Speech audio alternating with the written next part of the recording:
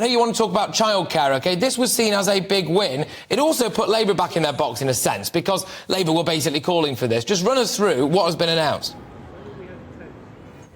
Oh, yeah. I mean, I have been chief pest to Jeremy from Accounts, as you call him, for months and months. And actually, I did a report with Onward, the think tank, about this. Parents, grandparents, businesses, both inside and outside the childcare sector, have said for a long time this is an economic issue. And particularly women who are unfortunately not working at full tilt because of childcare costs and are taking steps away from the workforce because of the fees that they are paying. So what I've been doing is trying to campaign really hard to make sure that the Treasury took this seriously, and actually what the Treasury have done is taken on my points and gone even further, so I'm pretty pleased.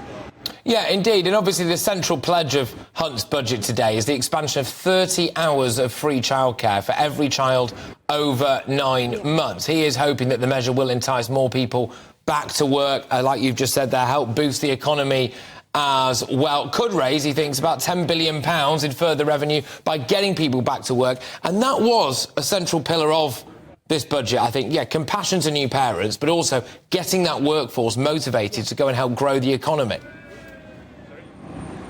Yeah, Patrick, it's so right, because it's twofold with the workforce. It's not just the parents that are telling us that they can't work, but also we've seen 50% fewer childminders over the last 10 years. We've got nurseries that are unfortunately closing down because they feel that they are not able to meet the free, in inverted commas, childcare hours that have been put forward. So there's a massive budding workforce of mainly women, actually, that want to work in the childcare sector that haven't been able to do that, and then we've got the parents on top of that. So I genuinely do think this is a win-win, and for me, actually getting the the Chancellor talking in his budget for growth, talking about childcare, parents and the early years sector as part of growing this country is really important. But I am looking out for how much the childcare sector will get in these hourly rates, because we know we needed more. The Chancellor talked about an extra 30%, and I think we've got to see that happen, because then we can get into this phased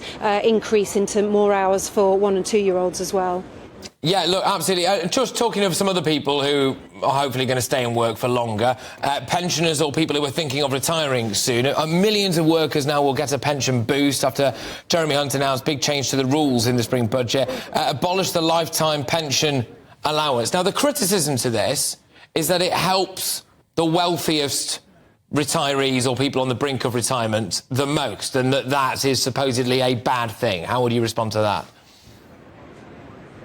Well, the people that have contacted me most about seeking pension changes are doctors, and we know that the NHS workforce is super important to this country, particularly post-pandemic, when people have stepped away from the NHS. My own mum, nurse for 40 years, she's decided to retire. It was pretty bruising going through the pandemic. But doctors have said repeatedly to MPs all over the country that there needs to be some pension changes. So I totally get why the government has wanted to make these changes. I think we all know with the budgets, the detail, we've got these sort of great red books that we're going to have to go away and read. But I think in terms of what Liam read out earlier with the headline acts, and in terms of certainly things like childcare, I think we can feel that it's a really positive step, and that the Treasury and Jeremy really gets the things that are needed to get growth for the country.